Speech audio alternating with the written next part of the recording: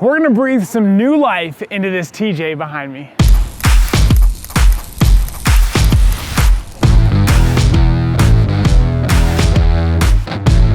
This 1997 TJ behind me was bought brand new by a guy that I've known for a long time named Claire. Claire was in the PA Jeeps Club right when I first got into Jeeping in the late 90s, early 2000s. This thing is really neat because in its day, it was built to the hilt and one of those Jeeps that you respect because it can do any trail. This thing's been sitting for a long time and Claire has actually passed it down to his son, Mark. Mark and I have spent a lot of time together because he says it is time to breathe some new life into this Jeep. We were looking it over and the last time it was inspected was in 2010. That's over 10 years ago. It's incredible and we are honored to have this thing here. I spent a bunch of time crawling around it with the owner and he's got a vision of exactly what he wants it to be. He definitely wants a long arm suspension. He wants us to go through the differentials and make sure that the ARB lockers are installed and working properly.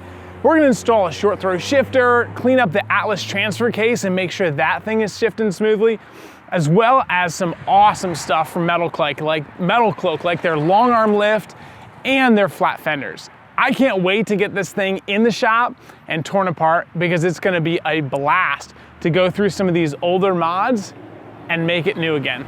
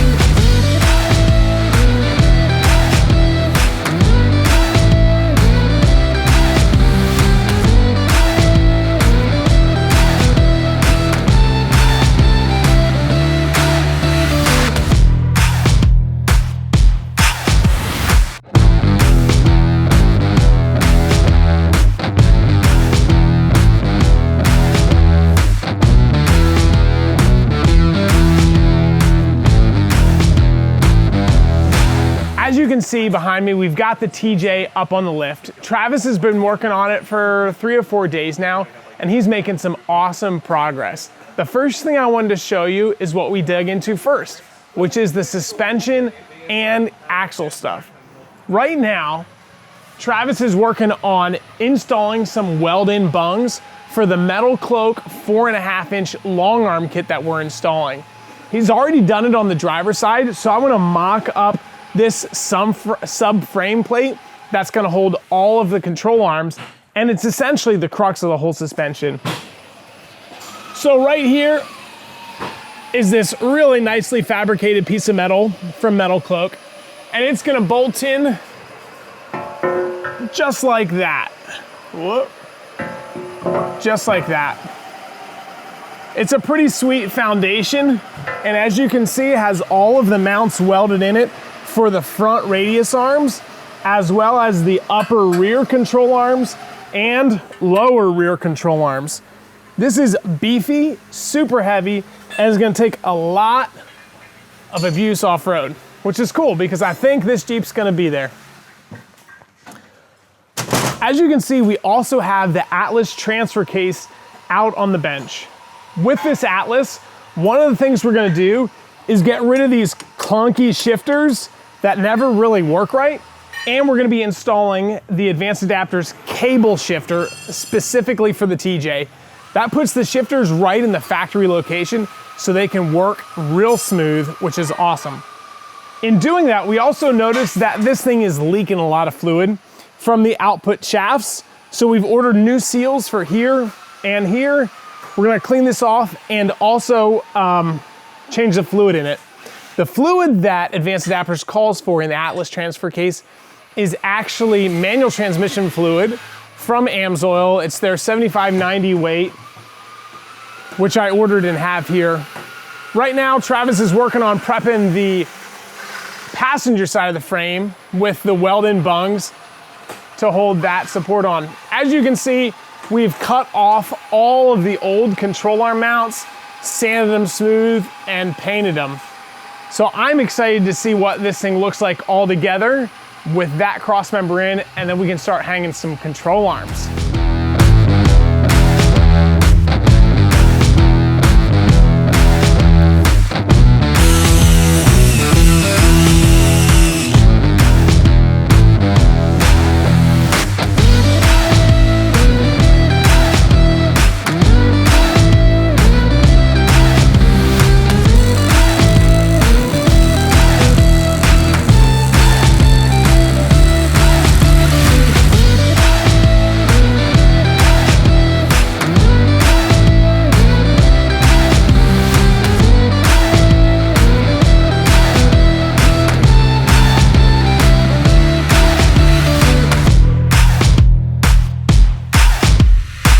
We've made a lot of headway on the red TJ project, and I want to give you a little bit of an update as to where we're at. As you can see behind me, we've got all of the suspension mocked in place. We're using some shocks that we had here to hang it all together. And so far the thing's looking really, really good. We still have a whole bunch to do, but I wanted to show you a few things while we're here. First of all, the shocks that we're going to be going with are these Fox reservoir shocks. These are non-adjusters, but they're their 2.0 Performance Series. We got these for the front and the rear. We looked at the MetalCloak spec for what they determine is the right amount of travel for shock lengths, extended and collapsed. And then we went to Fox's website and got TJ specific shocks that met those requirements. So that's gonna be pretty cool. We've got these rough country ones that are just holding the axle in place for now, because really that's what holds the axle in place while it's hanging on the lift. The steering we've got mocked up, and this is the Curry drag link and tie rod assembly made by Curry. It's their Correct Link system, and it includes all new tie rod ends, big, heavy, beefy components. And one thing I like is these clamps instead of jam nuts. They do a great job making sure that we can get alignment just perfectly. Sometimes we fight alignments with jam nuts, getting the steering wheel centered and toe absolutely perfect. So this is the new axle that we've swapped in. Originally when this Jeep came into us, it had a low pinion Dana 30. We decided to swap out that low pinion 30 and get this high pinion 30. This high pinion 30 is going to allow us to get a better front drive shaft angle. While we had it in last time, we pulled out the ARB locker, which is this right here. We pulled that out of the low pinion Dana 30, and we're gonna be reinstalling it into the new high pinion 30. We've got a bearing kit. We also ordered carrier bearings because the carrier bearings that are in the install kit are different than what ARB specs. So we've got those coming. We also have new steering knuckles that are gonna be going on this new axle. The old knuckles, which are right here, have big grooves worn in them for when the pads were sitting, and we don't want that. So we're gonna be doing on the final install, we're gonna be doing new ball joints and installing these new steering knuckles. One thing that's kind of cool about this Jeep is that it's not the standard 5 on 4.5 inch bolt pattern.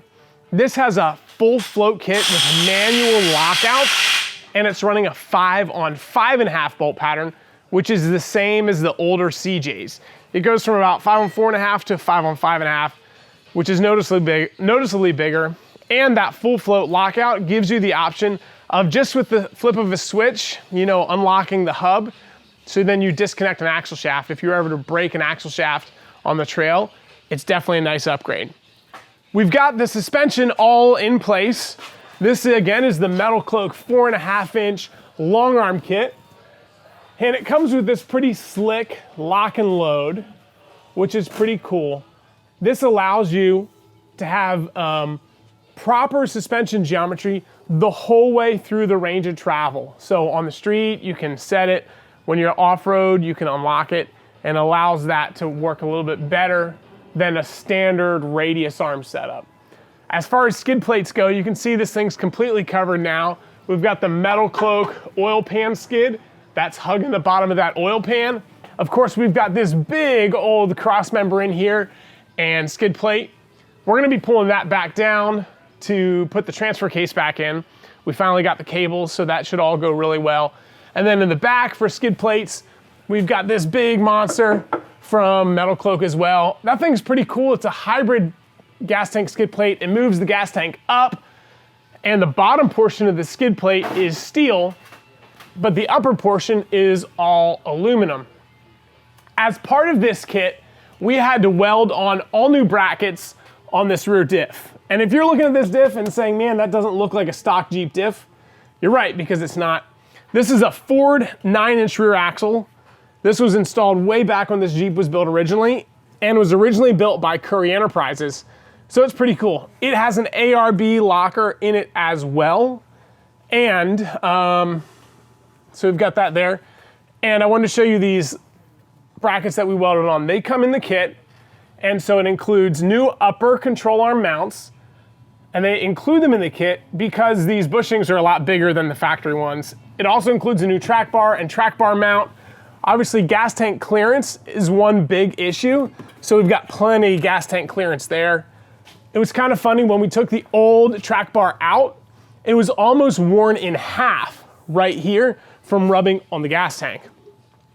We ran new brake lines, we welded on new shock mounts. The only thing really that's original on this axle are these lower control arm mounts. We're also gonna be installing a front sway bar on this Jeep. There was no sway bar whatsoever on it. So I think it's gonna really make this thing handle and drive awesome. I'm excited about the next step. We've already changed the oil in this. We gotta get that front axle done and back together, get the transfer case in, and that'll kind of wrap up the suspension. After we do that, there's a whole bunch of body stuff that we're gonna do, and it's getting all metal cloaked. From front fenders, flares, rockers, corners, the whole deal. It's gonna be an exciting part because it's really gonna change the look of this entire Jeep.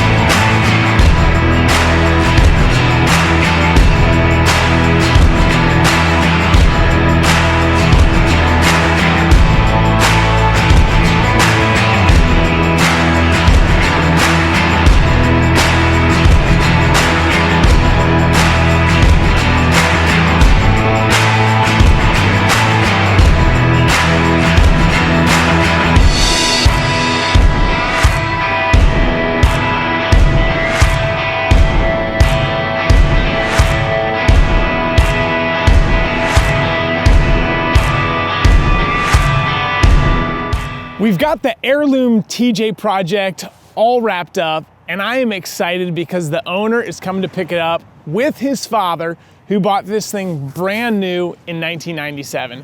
He's gonna be here in about 2 hours, and I'm gonna do a quick recap for you before he gets here. The thing is completely covered in salt because we got about a foot of snow, and that's pretty strange for Pennsylvania in December, but hey, that means we're gonna have a white Christmas. So, to give you a recap, we got this thing as a project that hadn't been run in years. And we did a complete overhaul featuring a lot of components from MetalCloak. We installed their big long arm suspension, which looks awesome. We revamped his axles and went through them and swapped out the old low pinion Dana 30 for the high pinion 30. We swapped in new gears to make all that work, so he's got 456 gears in it. Of course, with the long arm kit, we installed the new brackets on the Ford 9-inch that has been swapped in. As you can see, it's got new wheels and tires on it. Those are 37-inch Toyo Open Country RTs. The RT is an awesome tire for both on-road and off-road, something that's quiet yet comfortable. The wheel that we used is the Fuel Trophy, which is a tried and true classic looking wheel with a simulated beadlock.